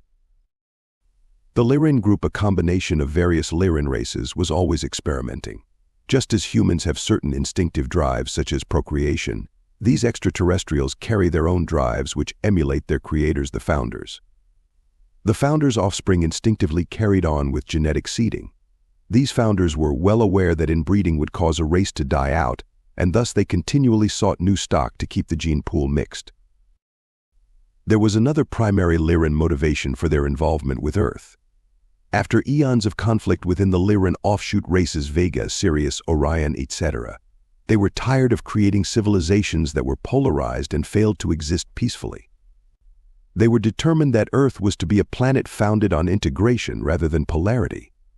The Lyran group felt that perhaps what they needed all along was a planet whose beginnings were integrated rather than one that was carrying the seeds of polarity from other star systems. With this in mind, they began formulating their rigid plan for the Earth inception. The founders, however, had other plans. They knew Earth was possibly going to be the final ground for healing the Orion drama, and therefore must remain polarized in order to resolve the conflict. The founders knew that the Galactic family might finally learn about integration through the experience of polarity resolution on Earth. The founders allowed the Lyran group to carry out their plan because they knew it would eventually support the cosmic plan. As for the Sirian group, their motivations were much closer to home. They considered Earth to be within the Sirius Trinary star system, thus they believed they had a right to manipulate Earth genetics. The Sirians were interested simply in establishing primitive humanoid races on Earth that could serve as manual laborers while they expanded their colonies to include Earth. Thus they supported the Lyran project with their own goals in mind. The Earth Inception project began. For many thousands of years during the early phases of the Earth Inception project, the Lyrans 3 watched the developing primate race on Earth with cautious eyes. Occasionally they took samples and made slight alterations to the DNA structures. At critical points in development, they began inserting genetic material from the Pleiadians and other groups into these primates. Over long periods, it became increasingly apparent that evolution was accelerating at a rapid pace. When this became evident, the crucial prototype experiments were initiated. These Lyrans, as well as others, have been known by the Hebrew term Nephilim, erroneously translated as giants. Nephilim literally means those who have come down. Genesis 6:4 states the Nephilim were on the earth in those days, and also afterward, when the sons of God went to the daughters of men and had children by them. They were the heroes of old, men of renown. The original Hebrew term translated as renown is Shem, which literally means airborne vehicle, possibly rocket ship. Hence, they were the heroes of old, people of the rocket ships. The story of Adam and Eve is one of the few legacies left that can subtly remind humanity of its beginnings. The tale contains many symbolic references to the saga that occurred concerning the type of species who were to inherit the earth. As stated, the Lyran group wanted a species founded on integration. Therefore, they felt that the species must have no knowledge of polarity or good and evil. They strictly controlled the environment of these new humans so they would stay focused on developing as perfect vehicles of integration. They did not want the new humans to become like them, polarized. What the Lyran group did not acknowledge was that they were also restricting choice on the part of these new humans. After generations of working with primates and extraterrestrial genetics, the Lyran group developed a human prototype whose meaning of the Earth has been translated into the name Adam. The Adam prototype was introduced on Earth to test its environmental adaptability in many areas of the planet. There were many atoms. When this prototype was satisfactorily adapted, the atoms were recalled. So the Lord God caused a deep sleep to fall upon the man, and he slept. Then he took one of his ribs or part of his side and closed up the flesh at that place through cloning and genetic engineering. A female prototype was created that is translated as Eve. Both were returned to the environment and watched closely. Out of their desire to create a species that had no knowledge of polarity, the Lyrans instructed all who tended the prototypes to forbid them knowledge, to actually deny them the right of choice which all divine beings are granted. Hence, one can see the meaning of the statement by God, "From any tree of the garden you may eat freely, but from the tree of the knowledge of good and evil polarity you shall not eat, for in the day that you eat from it you shall surely die." 4. The Syrians working with the Lyran group disagreed with this philosophy. They felt the Lyrans' personal desires for creating this species was misaligned with the rights of humanoid forms. These Syrians, although wanting to develop the human race for their own purposes, discovered they had a genuine affection for the new humans. Despite this duality, they decided to intervene, thus inadvertently giving humans the opportunity to choose. The Syrian group warned the humans, and the serpent said to the woman, "You surely shall not die. For God knows that in the day you eat from it your eyes will be opened, and you will be like God, knowing good and evil." Being presented with choice and the need for a decision involving their existence, the humans achieved third density consciousness. When the humans realized they had been deceived by God, they opted for knowledge. Once they made the choice to receive knowledge of polarity, they were fully anchored in the physical. They now possessed ego, or knowledge of I am, and became self-aware. Then the Lord God said, "Behold, the man has become like one of us, knowing good and evil polarity. He must not be allowed to reach out his hand and take also from the tree of life and eat, and live forever." Needless to say, the Lyran group was not pleased. In their anger, they denied humans knowledge from the tree of life divine heritage. The human race was thus forced to develop without the knowledge of its connection to the galactic family and the whole. It would truly be a challenge. To ensure that the humans did not seek this knowledge, the Lyran group employed some precautions. At the east of the garden he stationed the cherubim and the flaming sword which turned every direction to guard the way to the tree of life. They left humanity its heritage, the legacy of Orion symbolically portrayed as the sword, without leaving any knowledge of its resolution. There are suggestions in the ancient Sumerian texts that the cherubim are actual mechanical or robotic devices which, in this case, protect the tree of life. What is the literal translation of the tree of life? In Sumerian, the word for the tree of life was gish.til. Gish meant a man-made device. Til meant, and still does today in contemporary Hebrew, missile.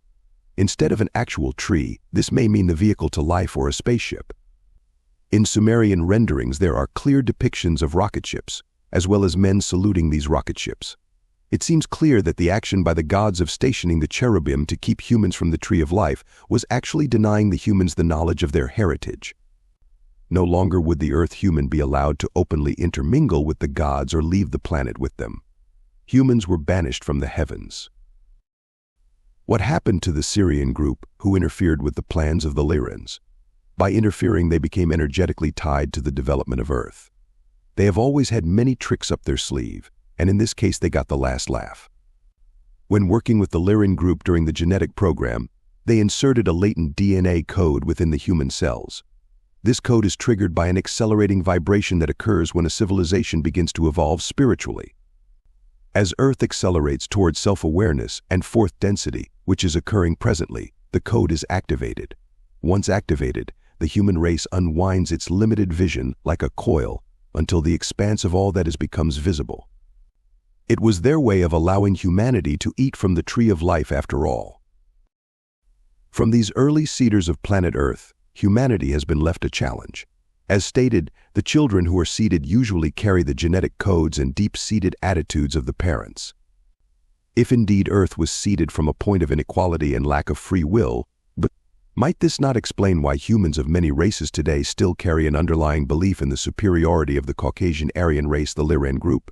Could it be that the very roots of racial bigotry go as far back as the seeding of the planet? The earliest texts available to the seeker certainly suggest this.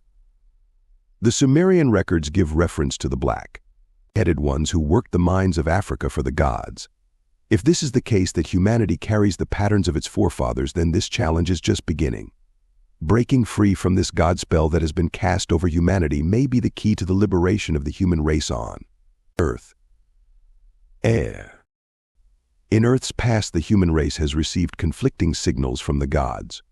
There were times, some of which are recorded in the Sumerian texts, such as the Great Flood, when humans were abandoned and left to die on the planet while the gods they trusted left in their spaceships.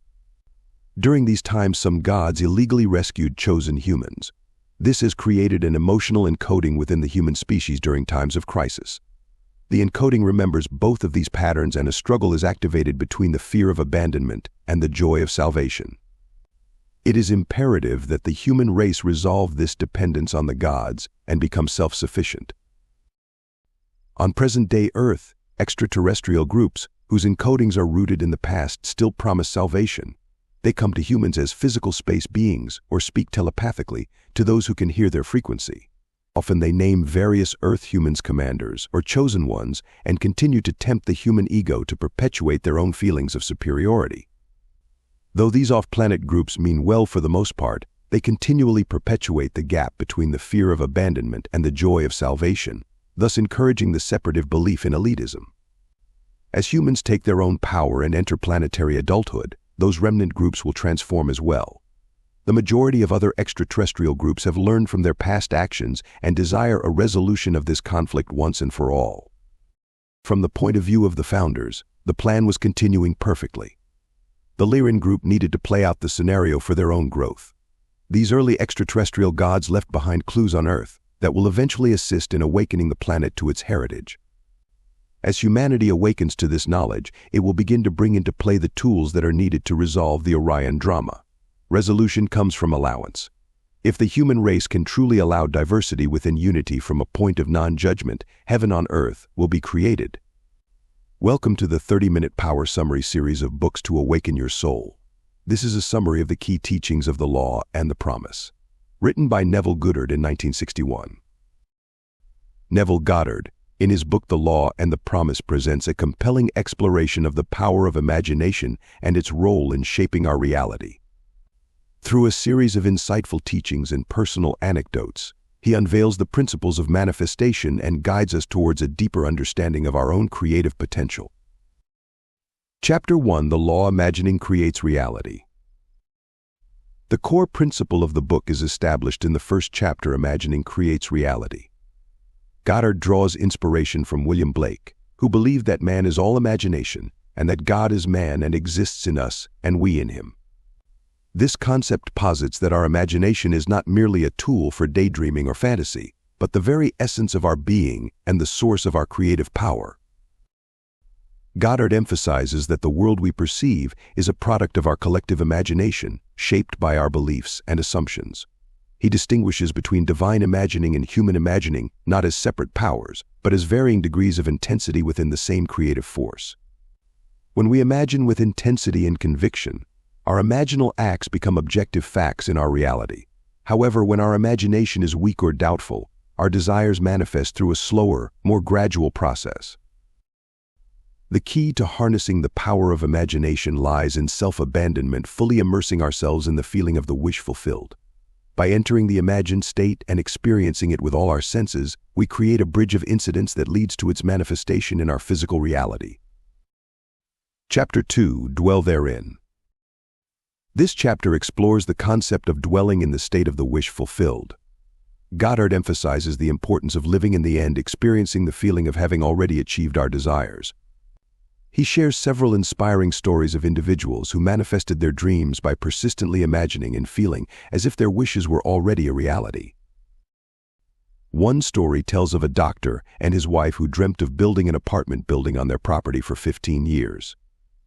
By creating a detailed mental image of the completed building and experiencing the joy of its realization, they attracted a series of seemingly coincidental events that led to the manifestation of their dream.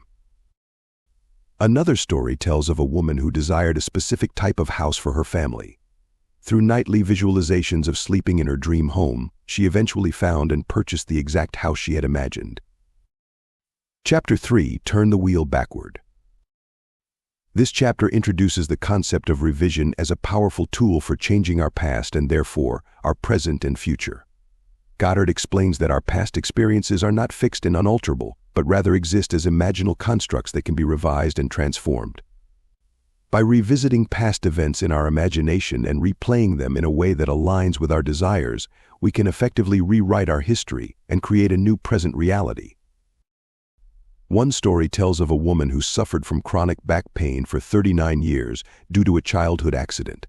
By revising the memory of the accident in her imagination, she was able to completely heal her back and eliminate the pain. Another story tells of a woman who faced a lawsuit and a seemingly impossible legal situation. By focusing on the desired outcome in her imagination and hearing the words "not guilty" repeatedly, she influenced the jury's decision and won her case. Chapter 4: There is no fiction. This chapter delves deeper into the concept of imagining creates reality, emphasizing that there is no distinction between fiction and reality in the realm of imagination. Goddard shares the story of the Titanic and its eerie resemblance to a fictional account of a similar ship sinking, written 14 years prior. This example demonstrates how our imaginal activities, even though seemingly fantastical, can ultimately manifest as physical reality. Chapter 5: Subtle Threads. This chapter explores the subtle and often unseen ways in which our imaginal activities influence the world around us. Goddard shares stories of individuals who manifested unexpected financial windfalls, found lost objects, and even influenced the behavior of others through the power of their imagination. He emphasizes that once we set our intention and commit to our imaginal acts, the universe conspires to bring about the desired outcome, often through unexpected and seemingly miraculous ways. How to apply these teachings. Here are some key steps to applying the principles of the law and the promise in your own life. Identify your desires. Get clear about what you truly want to manifest in your life. Create a vivid mental image. Visualize your desire as already fulfilled, engaging all your senses to make the experience as real as possible. Enter the state of the wish fulfilled. Imagine yourself being in the situation you desire, feeling the emotions, and performing the actions you would experience if it were already real. Persist and be patient. Repeat your imaginal act regularly and trust in the process of manifestation. Let go of doubts and anxieties and have faith that your desire will manifest in its own perfect time. Revise your past. Revisit past experiences in your imagination and revise them to align with your current desires. This will help to clear any limiting beliefs or negative emotions that may be blocking your progress. Alive from the end act and behave as if your desire is already a reality. This will help to align your thoughts, feelings, and actions with the frequency of your desire, accelerating its manifestation. By practicing these principles with dedication and faith, you can harness the power of your imagination to create a life filled with joy, abundance, and fulfillment. Mastering the Art of Imagination, a deep dive into the Law and the Promise, chapters 6 to 10. As we continue our exploration of the Law and the Promise, Neville Goddard delves further into the intricacies of imagination and its role in shaping our reality. These chapters provide valuable insights into the nature of vision, the power of moods, and the importance of entering into the feeling of the wish fulfilled. Chapter 6: Visionary Fancy. This chapter explores the concept of visionary fancy, which Goddard describes as the ability to create and sustain images in the mind that transcend the limitations of our physical senses. He emphasizes that these imaginal images are the true realities, while their physical manifestations are merely shadows or reflections. By holding on to our visions with unwavering faith, we can bring them into being in our physical world. One story tells of a music enthusiast who desired a rare and out-of-print opera recording. By repeatedly visualizing himself asking for and receiving the record from a specific salesman, he was able to manifest the album despite being told it was unavailable. Another story tells of a woman who dreamt of visiting the Caribbean.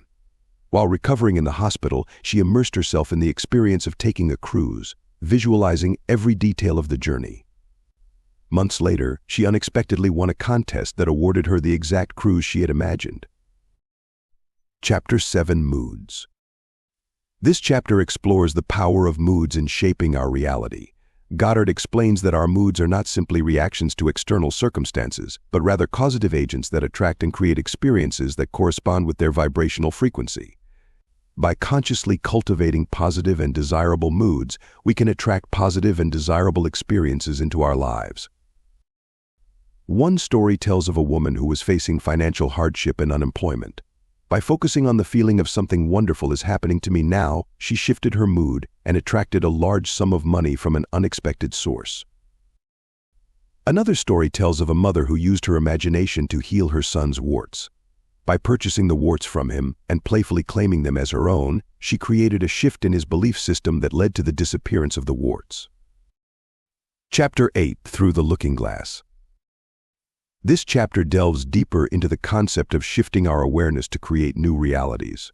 Goddard explains that we are not bound by the limitations of our physical senses, but can transcend them through the power of imagination. By focusing our attention on the desired state and experiencing it as if it were already real, we can shift our consciousness and enter into a new reality. One story tells of a woman suffering from a debilitating illness who used a postcard of a beach scene to transport herself to a state of health and well-being. By repeatedly visualizing herself running freely on the beach, she eventually experienced a miraculous healing and regained her mobility. Another story tells of a mother who was able to visit her daughter in England through the power of her imagination. By vividly imagining herself being in her daughter's living room, she was able to project her consciousness across the distance and appear to her daughter in a vision. Chapter 9: Enter Into. This chapter emphasizes the importance of entering into the image of the wish fulfilled. Goddard explains that by mentally entering the imagined scene and experiencing it with all our senses, we give it substance and power, making its manifestation in our physical reality more likely. One story tells of a couple who were struggling to sell their 3-story house. By imagining themselves sleeping in their new 1-story house and experiencing it as their current reality, they were able to quickly sell their old house and move into their desired home. Another story tells of a woman who longed to visit Europe. By repeatedly visualizing herself standing outside the gates of Buckingham Palace in London, she eventually manifested a teaching fellowship for her husband at a university in England, fulfilling her dream of living in Europe. Chapter 10: Things Which Do Not Appear. This chapter explores the idea that what is seen was made out of things which do not appear. Goddard emphasizes that the physical world is a manifestation of our inner imaginal activity, and that by changing our thoughts and beliefs, we can change our reality. One story tells of a grandmother who used her imagination to connect with her granddaughter who lived far away. By visualizing herself holding and talking to her granddaughter each day, she created a strong bond and influenced her granddaughter's thoughts and feelings. Another story tells of a woman who used her imagination to transform a troubled student in her husband's school. By visualizing the boy as a happy and well-adjusted child, she helped to create a positive shift in his behavior and improve the situation at school. Shaping reality with the potter within, a deep dive into the law and the promise. As we delve into the final chapters of the law and the promise, Neville Goddard guides us towards the pinnacle of his teachings, unveiling the mystical experience of self-realization and the profound transformation it brings. These chapters explore the concept of the potter, the significance of our attitudes, and the culmination of the spiritual journey in the fulfillment of God's promise. Chapter 11, The Potter. This chapter introduces the concept of the potter, drawing upon the biblical analogy of God as the potter who molds and shapes clay. Goddard explains that the potter represents our imagination, the creative force within us that shapes our reality. Just as the potter can rework and transform clay into any form, our imagination has the power to reshape our experiences and create new realities. He emphasizes that the potter, or imagination, is not separate from God, but rather the very essence of God within us. He states, imagination is the real man and is one with God. This means that our creative power is divine in nature, and by using our imagination consciously and deliberately, we are participating in the act of creation itself. Goddard further explains that imagination operates in three ways. Creative imagination: when we imagine without relying on past experiences or sensory data, we are engaging in pure creation, bringing forth new possibilities and realities. Conservative imagination: when we imagine based on memories and past experiences, we are recreating and perpetuating existing patterns and realities. Transformative imagination: when we revise and alter existing memories and experiences in our imagination, we are transforming our past and shaping a new future. Chapter 12, Attitudes. This chapter explores the profound impact of our attitudes on our experience of reality. Goddard explains that our attitudes act as filters through which we perceive the world, shaping our thoughts, feelings, and actions. By changing our attitudes, we can change our perception of reality and ultimately, our experiences. He shares the story of a man who harbored a deep resentment towards beggars due to a past experience. By revising his attitude and imagining himself giving generously to a beggar, he was able to release his negativity and experience a shift in his reality, encountering the same beggar months later who had turned his life around and found a job. Chapter 13, All Trivia. This chapter emphasizes the importance of using our imagination even for seemingly trivial desires. Goddard explains that by focusing our imagination on specific and well-defined goals, even small ones, we strengthen our ability to create and manifest our desires.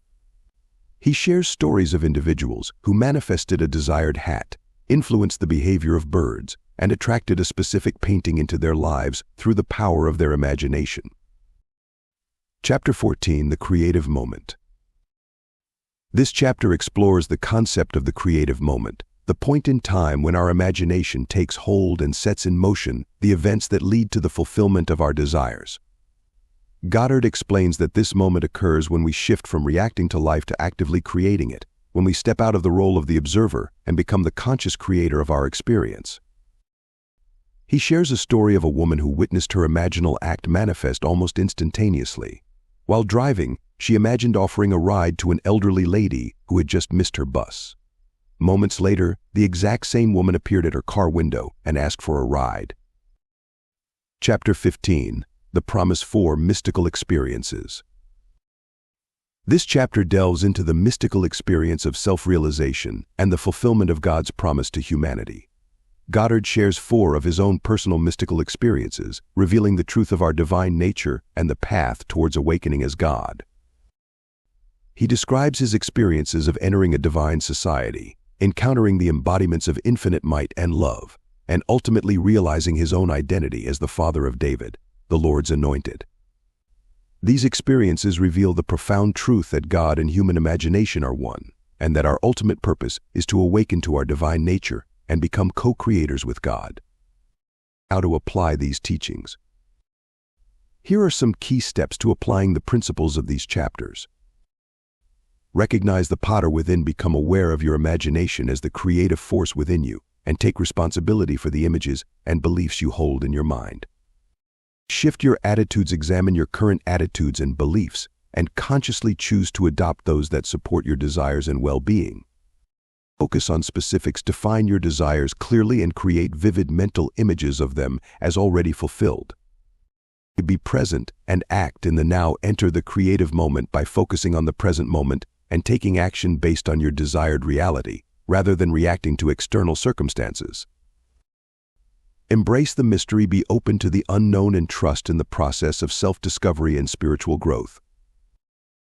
By applying these principles and engaging in the practice of self-inquiry and imagination, you can awaken to the truth of your being and fulfill your divine potential as a co-creator with God.